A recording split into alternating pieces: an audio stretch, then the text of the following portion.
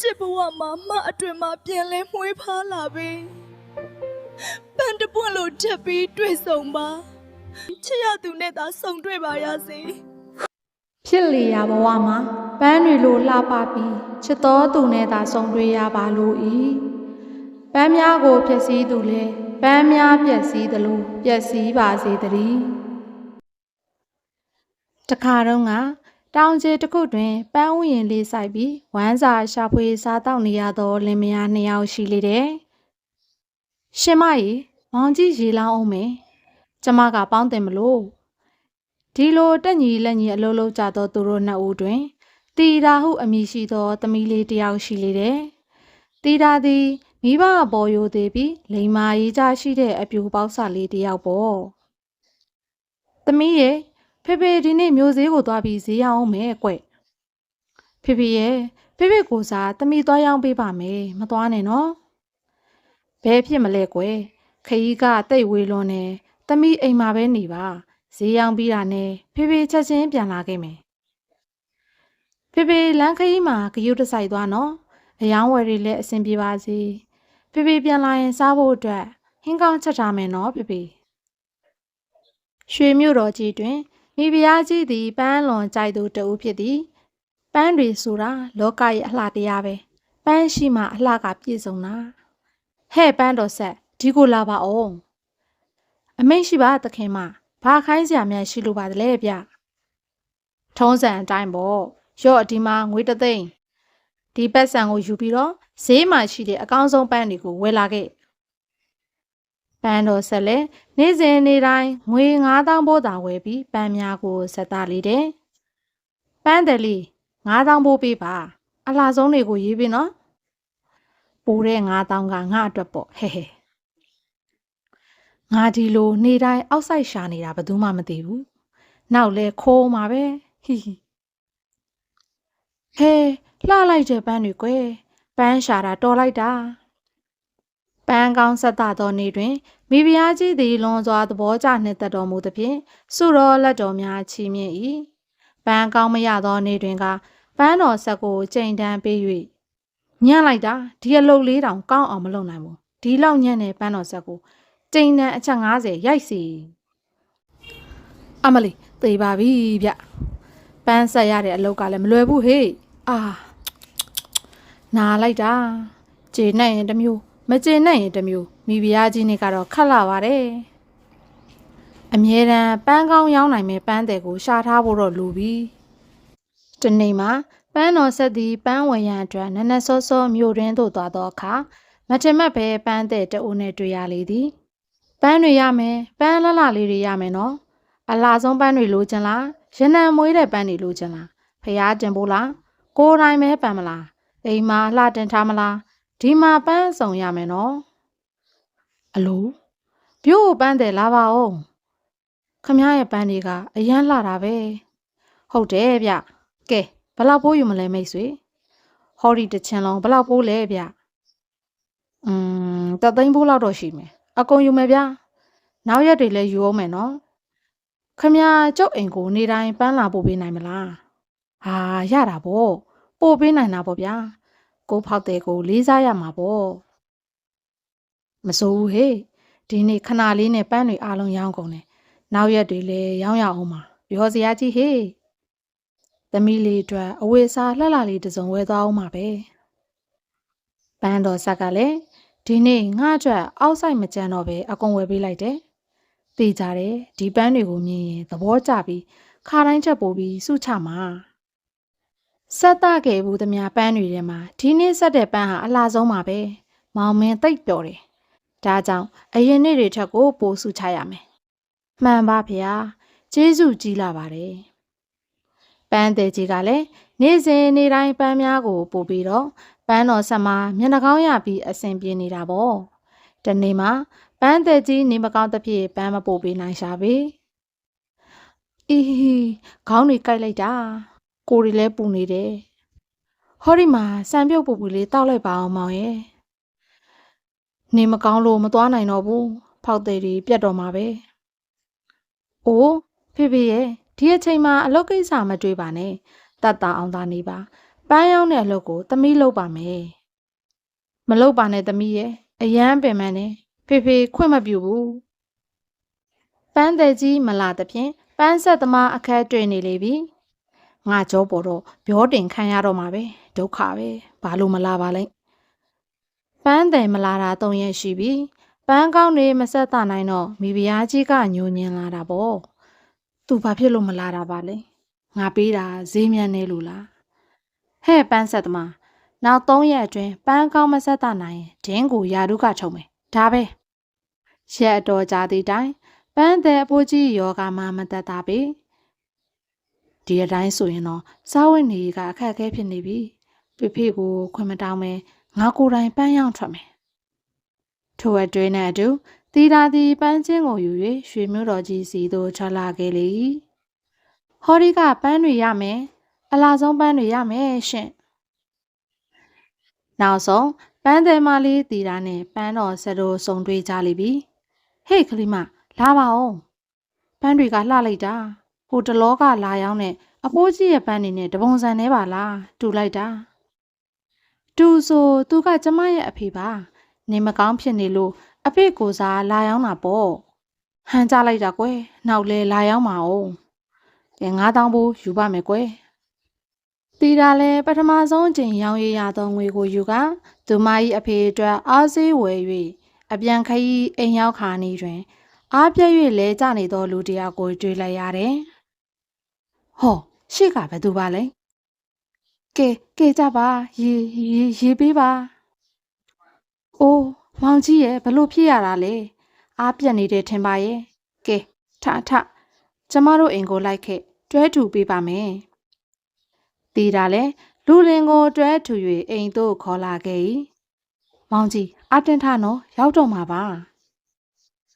ဟဲ့သမီးသူကဘသူလဲမသိဘူးအမေခရီးသွားထင်တာပါပဲကုညီဖို့အတွက်ခေါ်လာခဲ့တာပါအေးကွယ်ကျမ်းမာလာအောင်ဝိုင်းဝန်းပြုစုပေးကြတာပေါ့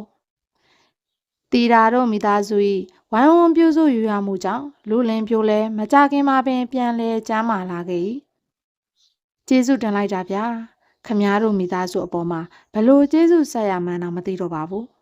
ကျေးဇူးဆက်စရာမလိုပါဘူးကွယ်လူသားအချင်းချင်းဒီလောက်တော့ကူညီရမှာပေါ့တကယ်တော့ကျွန်တော်ကတက္ကသိုလ်ပြည်မှာပညာသင်ပြီးပြန်လာတဲ့လူတစ်ယောက်ပါအပြန်ခရီးမှာခိုးသားဓမြတွေနဲ့ရင်ဆိုင်ခဲ့ရတော့သူတို့လက်ကလွတ်အောင်ထွက်ပြေးခဲ့ရတာတိတ်ကိုပင်ပန်းတာပဲမျက်စိလဲလမ်းမပြီးအစာငတ်ရင်ငတ်ဖြစ်နေတော့မှခမားတို့မိသားစုနဲ့တွေ့ကြရလို့ကျွန်တော်အသက်ရှင်ခဲ့ရတာပါဒါကြောင့်ခမားတို့ရဲ့အလုပ်တွေကိုကိုညီလုပ်ကိုင်းပြီးကျေးဇူးဆက်ပေးရစေထိုနေ့မှစ၍လူလင်ပြိုသည်တီတာတို့၏ပန်းဥယျာဉ်မှာရေလောင်းပေါင်းတင်ပေးပြီးရန်နှဲငယ်ကြသောအခါမှာဘာဆက်ဖြစ်မှလဲပြိတ္တကြီးသိနေတယ်မလားဟုတ်ပါတယ်လူလင်ပြိုနဲ့တီတာတို့ချစ်သူတွေဖြစ်သွားကြပါတယ်မောင်လေးခင်တို့အိမ်မှာတသက်မခွဲနေချင်ပါတယ်ဒါပေမဲ့မောင်ရဲ့မိဘတွေကလည်းမောင်ကိုမျှော်နေရှာရုံပဲဒါကြောင့်မိဘများရှိရာစီကိုခိတ္တပြန်ပေးရစီအိုးပြန်ရမှာပေါ့မောင်ရဲ့ခင်ကိုချင်းစာပါတယ်မိဘများထံပြန်ပြီးတွေ့ဆုံလိုက်ပါအောင်ဟောဒီဗရန်များလက်စွပ်ကိုမောင်ရဲ့အမတ်တရလက်ဆောင်ဖြစ်ခင်ကိုပေးပါတယ်အိုးဒီလောက်တန်မိုးကြီးတာမယူပါရစေနဲ့ရှင်ယူပါကွယ်မောင်ကိုချစ်တယ်ဆိုရင်မောင်နဲ့ပြန်ဆောင်ခြင်းနဲ့ဆိုရင်ဟောဒီလက်စွပ်ကိုယူမဖြစ်ပါလိမ့်မယ်ဒီလိုနဲ့တီတာလဲချစ်သူပေးသောလက်စွပ်ကိုယူလိုက်ရ၏မောင်ကိုလွမ်းနေရတော့မှာပဲမကြပါဘူးကွယ်လူလင်ပြိုသည်တီတာတို့မိသားစုကိုနှုတ်ဆက်၍မိဘရဲ့ထံပြန်သွားတော့တယ်ထိုလူလင်ပြိုကအခြားမဟုတ်ပေတီတာတို့နေ့စဉ်ပန်းသွားရောက်နေတဲ့မိဖုရားကြီးရဲ့သားတော်ဖြစ်ပေတယ်မျောလိုက်ရတာသားတော်ရဲ့ဘာလို့ဒီလောက်ကြာနေရတာလဲလမ်းခီးမှာအခက်အခဲဖြစ်နေလို့ပါမယ်တော့3နှစ်လုံးလုံးလွမ်းလိုက်ရတာခလေးရဲ့လာမမဲကိုလာဖတ်ပါအောင်ဘယင်ကြီးကလည်းငါသားတော်ကပညာဆုံးပြီဆိုတော့အိမ်ရှိရာအနှင်းရမယ်ကွထိုအချိန်တီတာသည်ချစ်သူအပေါ်လွမ်းလာသဖြင့်ပန်းရောင်းမထွက်နိုင်ရှာကြဒီအခါပန်းဆက်သမားလည်းအခွက်တွေ့နေလေရဲ့နင်းဆက်တဲ့ပန်းတွေကအလကားပဲ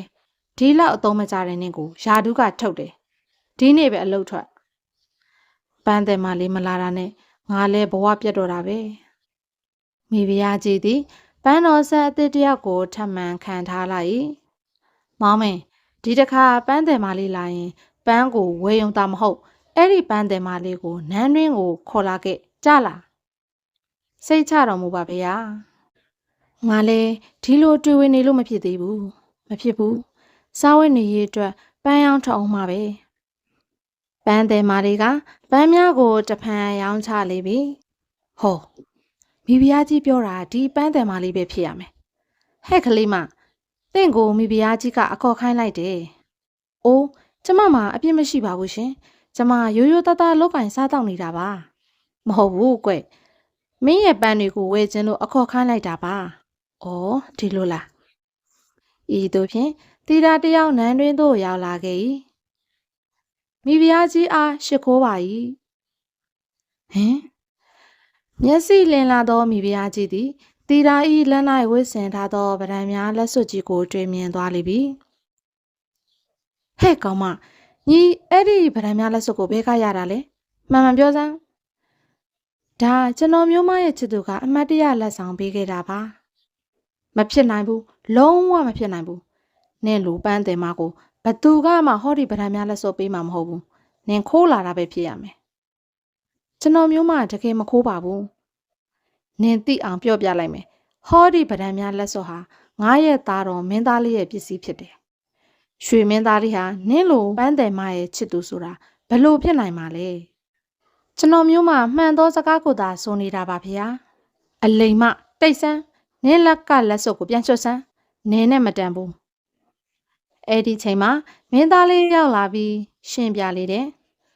ဟုတ်ပါတယ်မေတော်သူဟာသားရဲ့ချစ်သူပါအသက်သခင်ကျေးဇူးရှင်ဆိုလည်းမမှားပါဘူးသားတော်ကိုယ်တိုင်ဗရန်များလက်စွပ်ကိုသူ့လက်မှာဆွတ်ပေးပြီးအမတ်တရပေးခဲ့တာပါဟင်မသိဘူးအဲ့ဒါတွေငါမသိဘူးငါရဲ့သားတော်နဲ့ပန်းတယ်မလေးဟာဘလို့မှမသိတော့ဘူးဟဲ့မင်းချင်းတို့ဟောဒီပန်းတယ်မကိုကျိန်တန်အချက်တရာရိုက်ပြီးနှင်ထုတ်စေမဲတော်ရဲ့အမိန်ကိုမင်းသားလေးခမလဲဘာမှမလွန်ဆန်းနိုင်ရှာပေမင်းချင်းတို့လည်းတီတာကိုကျိန်တန်ပေးပြီးနောက်နှင်ထုတ်လိုက်ကြ၏တီတာလေးလည်းရှက်ရွံ့အားငယ်စိတ်ဖြစ်ပေါ်လာပြီးမင်းသားလေးပေါ်လွမ်းဆွတ်သောစိတ်တို့ဖြင့်မအိပ်နိုင်မစားနိုင်ဖျားရှာလေတယ်သမီးလေးထမင်းစားမယ်လေကွယ်မစားချင်ဘူးမေမေဒါဖြင့်ရေးလေးတောက်လိုက်ပါဦးခတ်တော့တာပဲသမီးရဲ့ခုတလောဟာသမီးလေးဘလို့ဖြစ်နေရတာပါလဲဘာဖြစ်တာလဲမေးတော့လည်းမဖြစ်ဘူးဒုက္ခပါပဲကွယ်ဖြစ်လေရဘဝမှာပန်းတွေလိုလှပပြီးချစ်တော်သူနဲ့သာဆုံတွေ့ရပါလို့ပန်းများကိုပျက်စီးသူလည်းပန်းများပျက်စီးသလိုပျက်စီးပါစေတည်းဧကဲသောဆူတောင်းပြီးသည်နဲ့တီတာလည်းတည်ဆုံးသွားရပါတော့တယ်ပြစ်ဆိုးလိုက်တာသမီးရဲ့ဒီလိုအသက်ငယ်ငယ်နဲ့လိမ်မာတဲ့သမီးလေးကိုမှရွေးခေါ်သွားရတယ်လို့ငါကသာခေါ်သွားလိုက်ပါတော့လားတီတာသေလွန်သွားတော့အခါသူမ၏ပန်းဥယျာဉ်ထဲမှာပဲကြီးမားသောပန်းပင်တစ်ပင်ဖြစ်သွား၏ထိုပန်းပင်သည်အလွန်လှ၏ရနံလည်းအလွန်မှု၏ဤအကြောင်းများကိုတော့နန်းတွင်ထဲကမင်းသားလေးကဘာတစ်ခုမှမသိရှာပေ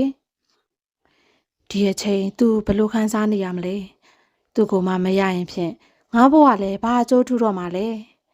ဒီဘဝအဒီတသက်သူ့တယောက်တည်းကိုပဲငါရည်ရွယ်ထားတာသူကလွဲပြီးတခြားဘသူကမှမယူနိုင်ဘူး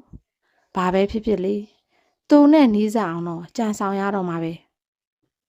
မင်းသားလေးသည်ပန်းတယ်မလေးတီတာကိုမရလျင်မစားမတော့ဖဲနေ၍တေတော့အံ့ဟုဆုံးဖြတ်ပြီးဆန္ဒပြလေတယ်မဖြစ်တော့ဘူးမိဖုရားကြီးဒီအတိုင်းဆိုရင်တော့ဒိုသားလေးအာဟာရပြတ်ပြီးသေးလိမ့်မယ်အချိန်တွေမလွန်ခင်ပန်းတယ်မလေးကိုခေါ်ပြီးပေးစားမှဖြစ်တော့မယ်ဒီလိုဆိုပန်းတယ်မလေးကိုတော့ခေါ်တဲ့အခါကျမလည်းလိုက်ခဲ့ပါရစေသူ့အပေါ်ပြစ်မှားမိသမျှကိုတောင်းပန်ချင်ပါတယ်ကောင်းလီစွာကောင်းလီစွာအမှန်ကမိဖုရားကြီးသည်တီတာကိုတောင်းပန်ခြင်း၍လိုက်ခဲ့သည်မဟုတ်ပန်းလွန်ကြိုက်သူမို့တီတာတို့ပန်းဥယျာဉ်ကြီးကိုအပိုင်သိမ်းခြင်းလို့လိုက်ခဲ့ခြင်းပင်ဖြစ်ပါတယ်ဟောရှင်မကြီးဘရင်တက်မတော်ကြီးကတို့စီကိုချီတက်လာပြီဘာကိစ္စပါလဲဟဲဟုတ်ပါရဲ့ဖုံးတော်ကြီးမြတ်တော်မူသောအရှင်မင်းကြီးအားရှိခိုးပါ၏အိုးပန်းတယ်ကြီး ကျွန်တော်တို့လာတာဟာသင်ရဲ့သမီးတီတာနဲ့တွေ့ဆုံမှုအတွက်ဖြစ်ပါတယ်။မြတ်တော်မင်းကြီးကျွန်တော်တို့ရဲ့ချစ်လှစွာသောသမီးလေးကလွန်ခဲ့တဲ့2 လကပဲတည်ဆုံးသွားခဲ့ပါပြီ။အိုးဖြစ်မှဖြစ်ရလေတယ်။တစ်ဖက်မှာတော့သူတို့ပြောတာတွေကိုစိတ်မဝင်စားပဲပန်းဥယျာဉ်ကြီးရှိရာနေရာကိုသွားသောမိဖုရားကြီးသည်ဥယျာဉ်အတွင်းမှပန်းပင်များစွာတို့ကိုကြည့်ပြီးလွန်စွာကြည်နူးနေ၏ဟဲလှလိုက်တာလောကရဲ့အလှပဆုံးပန်းတွေပါလားဒီလိုနဲ့ဥယျာဉ်ကြီးအတွင်းတွင်မိုးရနံ့တလိုင်းလိုင်းနဲ့မိဖုရားကြီးရဲ့အမြင်ကိုဆွဲဆောင်လိုက်သောပန်းပွင့်အကြီးကြီးတစ်ပွင့်ကိုတွေ့လိုက်ရလေတယ်ဟဲအမလီဒီလောက်ကြီးတဲ့ပန်းပွင့်ကြီးတခါမှမမြင်ဘူးရောခူအောင်မမိဖုရားကြီးသည်ပန်းပွင့်ကိုချိုးလိုက်သည်နှင့်တပြိုင်နက်လက်ကိုစူးစူးမိသွား၏ဖဝဲဆူသည်တာမန်မဟုတ်အလွန်အစိတ်ပြင်းသောဆူးဖြစ်လေတယ်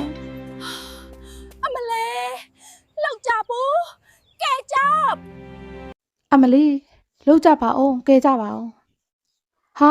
ဟိုမှာငါတို့မိဖုရားကြီးဘာဖြစ်တာလဲမသိဘူးနောက်ဆုံးမိဖုရားကြီးသည်အစိတ်သင်ကပန်းပင်ကလေးတည်သွားသလိုသူလည်းတည်ဆုံးသွားလေတယ်ဟဲ့ငါမိဖုရားကြီးဘာဖြစ်သွားတာလဲအော်လာတော့ကတော့မင်္ဂလာရှိအောင်လာတာအခုတော့အမင်္ဂလာဖြစ်သွားပြီပဲဟောခမဲတော်တို့ပြန်လာကြပြီဘလို့လဲဖခမဲတော်တီတာကိုတွေ့ခဲ့ရဲ့လားခေါ်လာကြပြီလားဘယင်ကြီးကလည်းဖြစ်ချောင်းကုံစင်ကိုပြောပြလိုက်၏အိုးငါချစ်ရတဲ့လူတစ်ယောက်လောကကြီးထဲမှာမရှိတော့ဘူးတဲ့မင်းသားလေးလည်းလွမ်းဆွတ်တဲ့တံကိုမခံနိုင်တော့ပဲရင်ခွဲနာကြကတည်ဆုံးသွားလေတော့တယ်မင်းသားလေးတည်လွန်သွားသောအခါနောင်ဘဝ၌လိပ်ပြလေးတစ်ကောင်ဖြစ်သွားပါတော့တယ်ဘဝပြောင်းသွားသည့်တိုင်ချစ်သူဟောင်းကိုမေ့ရမရခဲ့ပြီဒါကြောင့်လိပ်ပြလေးကသူ့ချစ်သူကိုလိုက်လံရှာဖွေပါတော့တယ်ထိုအချိန်မှစတွင်၍လိပ်ပြလေးများသည်ပန်းပင်များကြား၌တိုးဝေ၍ချစ်သူပြောက်ရှာဖွေနေကြသည်မှာယနေ့ထက်တိုင်အောင်ပဲဖြစ်ပါတယ်ပုံမြင်လေးကတော့ဒီနေရာမှာတင်ပြီးဆုံးပါပြီရှင်အစင်တမ်းမတူတဲ့ချစ်သူနှစ်ဦးပေါင်းဆက်ခွင့်ရတယ်ဆိုတာဇလန်းတွေထဲမှာပဲရှိတာပါတကယ်လက်တွေမှာတော့ဒီလိုအဖြစ်တွေဟာရှားပါတယ်ကြည်ပြင်းလာရတဲ့ပတ်ဝန်းကျင်ဆက်ဆံနေရတဲ့လူသဘာဝတွေမတူတဲ့အခါပျော်ရွှင်မှုထက်စိတ်ပင်ပန်းဆင်းရဲမှုကပိုပြီးများနေမှာဆိုရပါတယ်ဒါကြောင့်မဖြစ်နိုင်တာတွေကိုစိတ်ကူးရင်ပြီးမလုံးမိကြဖို့အကြံပေးလိုပါတယ်ရှင်နောက်ထပ်လည်းပုံမြင်ဇာတ်လမ်းလေးများကိုတင်ဆက်ပေးမှာဖြစ်တဲ့အတွက်ကြောင့်မို့လို့ channel လေးကို like and subscribe လုပ်ထားပေးကြပါဦးရှင်ချစ်ရသူတိုင်းပေါင်းစုံခွင့်ရကြပါစေရှင်